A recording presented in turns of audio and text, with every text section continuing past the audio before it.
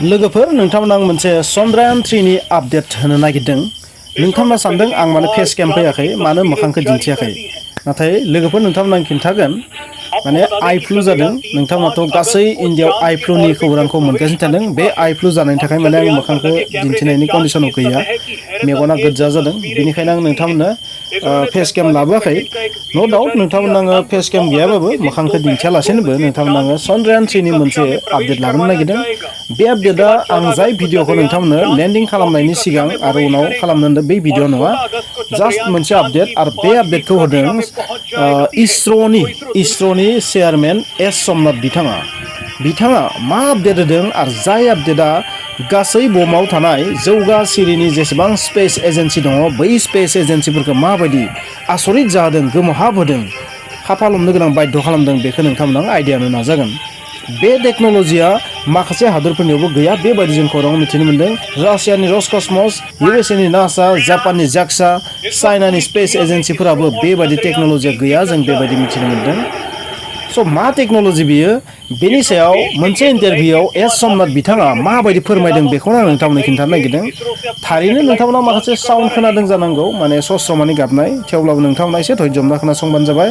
जायफोरा साइन्टिफिक टेक्न'लजिनि नलेजखौ एसेनो बुजियो बे भिडिअआ नोंथांमोननि थाखाय नङा। नाथाय जायफोर सुबुंफोरा इन जेनेरेल साइन्सनि टेक्न'लजिनि बाथ्राखौ बुजिनायाव एसे प्रब्लेम मोनो नोंथांमोननि थाखाय बे भिडिअआ। एस सोमनाथ बिथाङा मोनसे इन्टारभिउआव मा बुंदों बेखौ आं नोंथांमोननो खिन्थागोन। बिनि सिगांनो नोंथांमोनखौ आं मोनसे बाथ्रा खिन्थागोन। नोंथांमोना थारैनो निउसाव नायबा नुगोन दिनै 9 आगस्ट नङा होमबा? दिनै बे 9 आगस्टआव आरोबाव मोनसे मेनेभार माने चंद्रयान 3खौ अखाफोरनि आरोबाव सारफेसनि खाथियाव लाबोबावगोन। माने मोनबा अरबिटसिम सोलायगोन नालाय। फार्स्टआव जाय अरबिटआव दंमोन बे थाङै मा थार्ड अरबिटआव फैबाय दा। लास्टआव 5 नाम्बार अरबिटआवसो बियो 100/100 किल'मिटाराव फैगोन। 100/100 स' 100/100 किल'मिटारा मा बुस्थु बेखौ नोंथाङा ओरै बुजिना ला माने अखाफोरनि सेन्टारनिफ्राय चंद्रयान 3 सिम माने 100 किल'मिटार जागोन आरो रेडियासआ बे बेंखन महरनि जागोन। दानिया नोंथांमोना खिन्थागोन चंद्रयान 3 नि मा आपडेट दं बे आपडेटआ माबायदि बुहुमनि हादरफोरखौ जौगा सिरि स्पेस एजेन्सि थानाय हादरफोरखौ गोमोहाबोदों बेखौ नोंथांमोना खिन्थानो लादों। एस सोमनाथ बिथाङा ओरैबायदि मोनसे बाथ्रा बुंदों। बिथाङा बुंदों चंद्रयान 3आ माखासे फेइलारखौ हेन्डेल खालामनो हानाय एलगरिथम बा टेकनिकजों दाजानाय। हमनानै ला बे चंद्रयान 3 नि माखासे सेन्सरफोरा आरो खमसे खम बिनि मोननै इन्जिना जुदि फेल जायोबाबो मेक्सिमाम मोननै इन्जिन जुदि फेल जायो बेवहाय मोनब्रै इन्जिन दङ बै मोनब्रैनि मोननैया फेल जायोबाबो आरो गासैबो सेन्सर गासैबो इन्सट्रुमेन्टफोरा गासैबो जुदि फेलार जाजोबोबाबो बेखौ लेन्ड खालामनो हागोन बेबायदि बिथाङा बुंनो नाजादों। बिथाङा बेबायदि खिन्थादों गासैबो फेल जायोबाबो जेबो खामानि होआबाबो अब्लाबो बियो मा खालामगोन लेन्ड खालामगोन। बे टेक्न'लजिया मा सिस्टेमनि बिथाङा बेखौ खिन्थायाखै। नाथाय बिथाङा बुंदों बे जाबाय मा फेलारखौबो हेन्डेल खालामनो हानाय टेकनिकजों दाजानाय। 5 आगस्ट खालि बेयो अखाफोरनि कक्षलामाव सहैदों। बिनि उनाव नेक्स्ट 9 आगस्टआव माने दिनैनि तारिखआव बेखौ आरोबाव मेनेभार खालामगोन। नेक्स्ट 14 आगस्टआव मेनेभार खालामगोन। नेक्स्ट 16 आगस्टआव मेनेभार खालामगोन। 16 आगस्टनि उनाव बियो माने 100/100 सहैगोन आरो बिनि उनाव लेन्डिं प्रसेसआबो स्टार्ट जागोन जेराव बेयो प्रपालसन मडेलनिफ्राय आलादा जागोन। बिथाङा इन्टारभिउआव बेफोर बाथ्रा खिन्थादों माबायदि प्रपालसन मडेलनिफ्राय आलादा जागोन बिनि उनाव माबायदि लेन्ड खालामगोन बेफोरखौ बिथाङा खिन्थादों। नाथाय सबसे आसरित बाथ्राया जाहैबाय गोबां फेलारखौबो हेन्डेल खालामगोन बे चंद्रयान 3आ बे माबोरै बे टेक्न'लजिनि सोमोन्दै खिन्थु बिथाङा जेबो खिन्थायाखै। बयनिख्रुइ गेदेरसिन चेलेन्जखौबो बिथाङा खिन्थादों। स' बयनिख्रुइ गेदेरसिन चेलेन्जआ जाबाय चंद्रयान 2आव मा जादोंमोन। चंद्रयान 2आव मा जादोंमोन हराइजन्टेलनिफ्राय जेब्लायखो भार्टिकेल खालामनो गोनां जायो चंद्रयानखौ बै समावनो सबसे गेदेर प्रब्लेमा चंद्रयान 2आव जादोंमोन आरो बेनो जाबाय इसर'नि थाखाय सबसे हार्ड खामानि।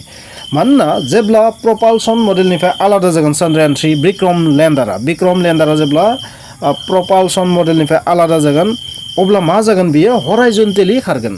हराइजन्टेलि बियो अखाफोरखौ गिदिंगोन।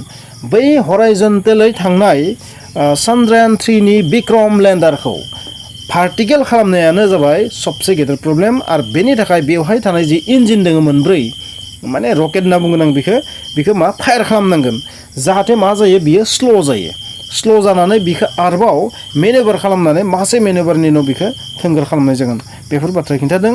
आरो बे प्रब्लेमानो जादोंमोन लास्ट 2 मिनिट 1 मिनिटआव जादोंमोन बे प्रब्लेमा चंद्रयान 2आव। जेन बेबायदि जाया बेबाराव बिथांमोना जोबोर गोख्रोङै खामानिखौ मावफुंनो थाखाय आखायाव लादों बेफोरखौ बिथाङा खिन्थादों। हराइजन्टेलनिफ्राय भार्टिकेल खालामनाया मोनसे जोबोर गिदिर हार्ड ट्रिक जोबोर कमप्लेक्स मोनसे प्रसेस होननानै बिथाङा बुंदों। स' बे कमप्लेक्स प्रसेसखौ मावफुंनाया इसर'नि थाखाय मोनसे चेलेन्ज होननानै बिथाङा बुंदों। मोनसे चेलेन्जनि बाथ्रा बुंदों बिथाङा जे माबायदि फिउलखौ बासायनो हागोन, इन्धनखौ बासायनो हागोन, बिक्रम लेन्डाराव थानाय फिउलखौ माबायदि रैखा खालामनो हागोन। मानोना हरखाब जुदि माबा मोनसे जाहोनाव हमना ला बाग्रा जायगाया गोजौ गाहाय जाबाय, अब्ला फिन बिरहोफिननानै बेखौ जायगाखौ जेन चेन्ज खालामनो हायो। बेनिखायनो फिउला जुदि बुरजा थायोबा नाय जायगाखौ नाय माने मा खालामनो हागोन, बानायाव इजि जागोन बेबायदि बिथाङा बुंनो नागिरदों। आरो मोनसे बाथ्रा बिथाङा बुंबावदों जि डिस्टेन्स केलकुलेसन बेसेबां गोजौ दं बे केलकुलेसनाबो मोनसे चेलेन्ज जागोन। मानोना अखाफोरनि हायाव मोनसे मेसिना बेसेबां मोजाङै खामानि मावगोन बेबो मोनसे साननो गोनां बिसय। आरो लोगोसे बिथाङा बुंबावदों हमना ला जेसेबांखिनि केलकुलेसन खालामदों, मानोना आल्टिमेटलि बोरै बागोन, बेसेबां डिस्टेन्सनिफ्राय भार्टिकेलि फैगोन बेफोर गासैबो अलरेडि फिक्सखा। नाथाय बै जि केलकुलेट खालामखानाय जि डाटा बेनिफ्राय जुदि एसे भेरिएसन जायोबाबो बिखौ माबायदि बाहोनो हागोन बेखौबो इसर'आ रेडि जागासिनो दं बिथाङा बेबायदि होनदों।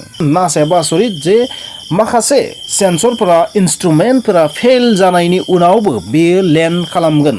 डेट मिन्स बेयो फेलार प्रुफ मोनसे इन्सट्रुमेन्ट विक्रम लेन्डार। अखाफोराव बे विक्रम लेन्डारा माखासे सेन्सरखौ फेल जानायनि उनावबो लेन्ड खालामनो हागोन। बे सबसे आसरित। बे बाथ्राखौ खिन्थु जेब्ला चन्द्रायान 3खौ लन्च खालामदोंमोन बै समाव इसर'नि चेयारमेना बे बाथ्राखौ फोसावाखैमोन। हरखाब बेबायदि फोसावनानै बयखौबो आसरित जाहोबाय। आरो निउसावथ' ओरैबायदि फैबाय थादों लुना 25 रासियाबो मा लन्च खालामनो थांगासिनो दङ। बै लुना 25आ माने रासियान टेक्न'लजिया जोंनिख्रुइ एडभान्ससिन नालाय 1976आवनो लुना 24 हरदोंमोन। डेट मिन्स 24टा अखाफोर मिशन हरबाय बिसोरो। बिनि मादाव 9टाया लेन्ड खालामदो। स' लेन्ड खालामनायनि महारत दोङो बिसोरनाव, रासिया इउएसएनाव। बेनिखायनो बिसोर लुना 25 लन्च खालामगोन। जोंनि चन्द्रायान 3आ जाबायदि गिदिं थांनानै अखाफोराव बागोन, नाथाय बेबायदि जानाय नङा। बेयो खनसेबा खननै गिदिंनानै डाइरेक्ट अखाफोरसिम थांगोन, अखाफोरखौबो खनसेना खननै गिदिंनानै डाइरेक्ट लेन्ड खालामगोन साउथ पलाव। स' बेबायदि बिथिङाव मोनसे कम्पिटिसन क्रिएट जाबाय मा इन्डिया फार्स्ट लेन्ड खालामगोन ना रासियानि लुना 25आ फार्स्ट लेन्ड खालामगोन। जाबायदि रासिया टार्गेट लादों बे हिसाबैथ' रासिया फार्स्ट लेन्ड खालामगोन। नाथाय खौराङा ओरैबायदि ओंखारबोबाय थादो 23 आगस्टआव लेन्ड खालामनाय बाथ्रा, नाथाय 23 आगस्टनि सिगांनो भारतआ चन्द्रायान 3खौ लेन्ड खालामनोबो हागौ। डेट मिन्स विक्रम लेन्डारखौ लेन्डबो खालामनो हागौ। अब्लानिया जुदि साक्सेसफुल जायोबा साउथ पलाव गिबि लेन्ड खालामग्रा हादरा जोंनि इन्डिया जागोन। स' बे मोनसे टाफ कन्डिसन जानानै फैबाय। स' लुना 25आ लेन्ड खालामग्रोगोन ना इन्डियानि चन्द्रायान 3नि विक्रम लेन्डारा फार्स्ट लेन्ड खालामग्रोगोन।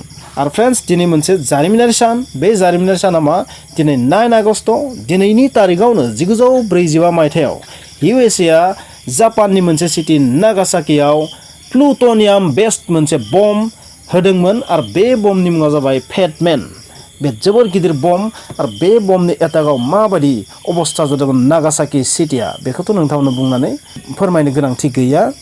दिनैनि तारिखआव 6 आगस्ट खालि मा 6 आगस्ट खालि हिर'शिमा होदोंमोन। आरो 9 आगस्ट दिनैनि तारिखआव 1945 मायथाइयाव 9 आगस्टआव दिनैनि तारिखआव बे एटाकखौ खालामदोंमोन।